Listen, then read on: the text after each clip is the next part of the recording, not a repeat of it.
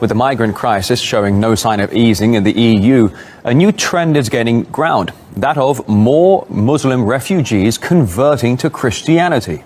Some churches across Europe report mass baptisms being carried out. Trinity Church in Berlin says its parish has recently grown to 700, mostly due to Muslim converts. In Hamburg, 80 Muslim refugees from Iran and Afghanistan were baptized last week. In Austria, just in the first 3 months of this year, there have been 300 applications for adult christenings, and the majority of them are refugees. And an Anglican church in the UK says its weekly service attracts over 100 people, almost all of them are migrants.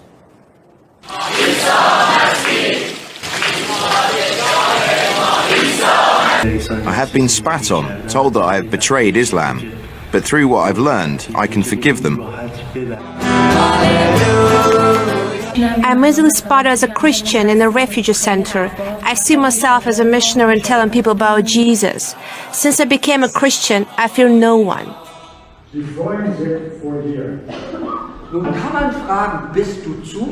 Für Muslime spielt Religion anders als für Westeuropäer eine ganz, ganz wichtige Rolle im Leben.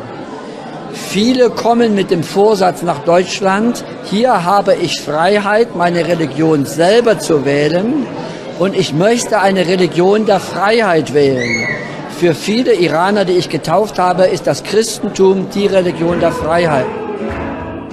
And if we don't take constructive steps to deal with this, it is going to become an avalanche. Sounds serious. Please, tell us more. Something that is really threatening the core of our society. What is it? Something that is so severe, so serious, that almost every single day I deal with it. Every single day. Stop teasing us! And that is Muslim youth leaving Islam. I like the sound of that. Can we get some statistics? According to the studies that's been done, every 3 years, every 2-3 years, that average Muslim youth are leaving Islam. What percentage do you think that would be? Is it 2% of our youth? Is it 3? Give me a number. I want to share with you. Give me a number. 10, 5%. No, I want more than 5. 15, more. 20, more. 24% of the Muslim youth are leaving Islam. Let's hear it for Muslim youth. But I think that clip was missing something. 24% of the Muslim youth are leaving Islam.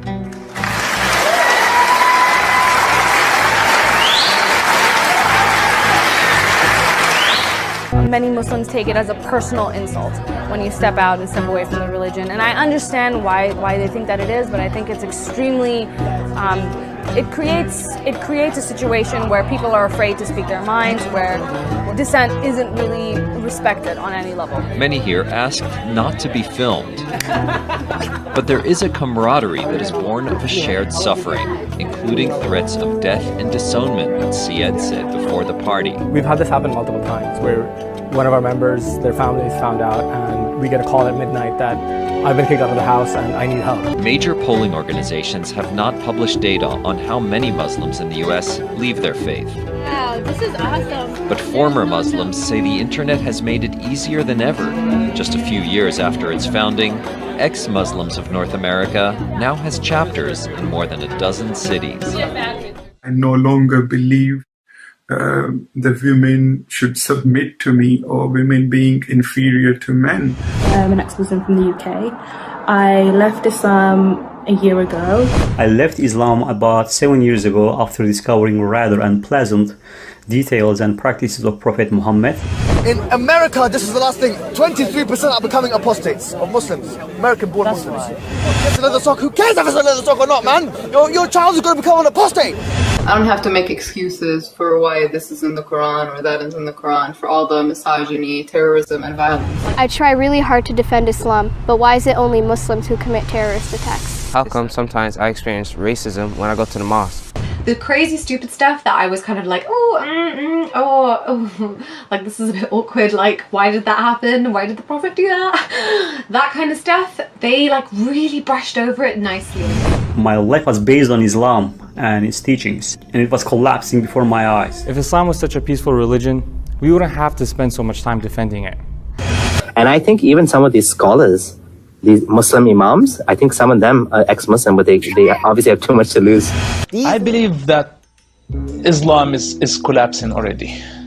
Because it's collapsing? It is collapsing. It looks from the outside, it's growing, but from the inside, it's completely collapsing. It's not giving answers to the people. It's not improving their lives. It's not helping them at all. My dear brothers and sisters, because of the internet, we don't have the luxury to be in our beautiful bubble anymore. Because of the internet, I am strongly against ignoring the bigger problems out there. I have talked to too many people who have left the faith of our own children, and they say to me, we were taught lies, we were taught truths. It's not correct what we were taught. This is how some of our youth feel. Researchers show that over 100,000 Muslims leave Islam every single year. Our youth are full of doubts and nobody's answering their questions. The rise of apostasy. People are leaving Islam at unprecedented rates. The narrative of Islam being the fastest growing religion is no longer true.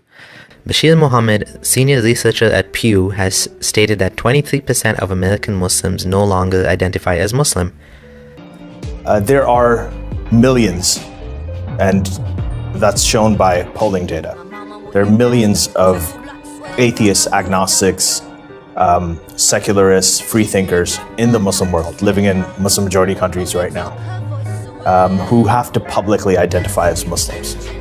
If they speak up against it, if they express their views openly, they'll get disowned by their families, they can get marginalized by their communities, they lose their friends, they can be imprisoned, they can be executed. Atheism is punishable by death in 13 countries around the world, all of which are Muslim majority countries. And the cost of them coming out and publicly speaking their views, right, and shaking off the Muslim label are really, the consequences are very dire. I grew up in this religion. I studied it 16 years in the Moroccan schools. I speak Arabic. I was teaching Arabic in Egypt. So I know what I criticize. But if you, as Greek people, if Westerners, European people say the same as me, they tell them, oh, you are an Islamophobe. It means you are a racist, so shut your mouth. But when people like us have this speech, they cannot say we are racist. So those people, the fundamentalists in the countries where Islam is the religion of state, where they have the power, in those countries, if you criticize their religion, they just put you in jail or kill you. But in Europe, they have no legal tool to shut your mouth. So they accuse you of being Islamophobe, then racist. Islamophobia as a concept or even as a theory does not exist. Phobia means irrational fear. Nobody is afraid of Islam as a religion sitting in a book. Okay? If I put a Quran in front of you, will you start to fear? Will you run away from me? So this whole notion of Islamophobia is a political game. It's a political game, and it only works in societies where people are weak-minded, morally and intellectually bankrupt. Hampir setiap hari saya menerima laporan ada yang murtad, terutama Sunda, Padang, Aceh, Betawi. Tahu nggak Bapak Ibu, pemurtadan di dunia ini paling berhasil di Indonesia loh. Yang mayoritas Muslim, tiap tahun itu lebih 1 juta orang Islam masuk Kristen. Banyak. Kita aja sini nggak trust. Tapi coba datang ke Jawa Tengah. Salatiga di mana, Cirebon di mana. Sampai Jawa Barat. Banyak sekali.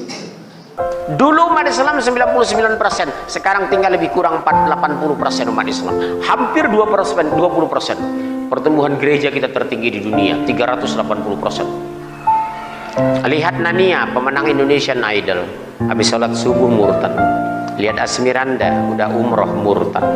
Lihat Luqman Sardi, anak Idris Sardi murtad. Subhanallah. Ini banyak ya, dari judulnya juga bangsa Indonesia banyak yang ingin pindah agama. Nah ini nih, dari Kalesa Amani Ramadhani 1 hari yang lalu. Kak, saya Islam tapi saya takut bilang sama keluarga saya. Zara Andrina Puspitasari 2 hari yang lalu, aku beragama Islam tapi aku mau masuk Kristen.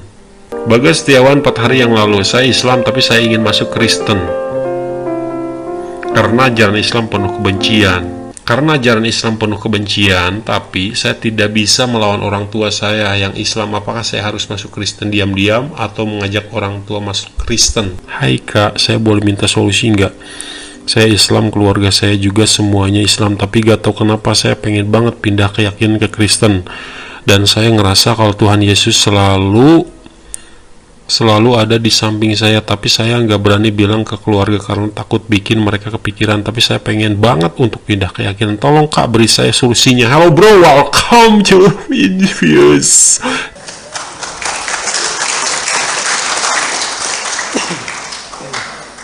Dulu saya dengan Gus Dur bicara seperti ini. Kata Gus Dur, ya memang begitu Pak Sakur. Saya ini beragama kayak pegang bara. Dilepas nggak boleh, dipegang saya sakit.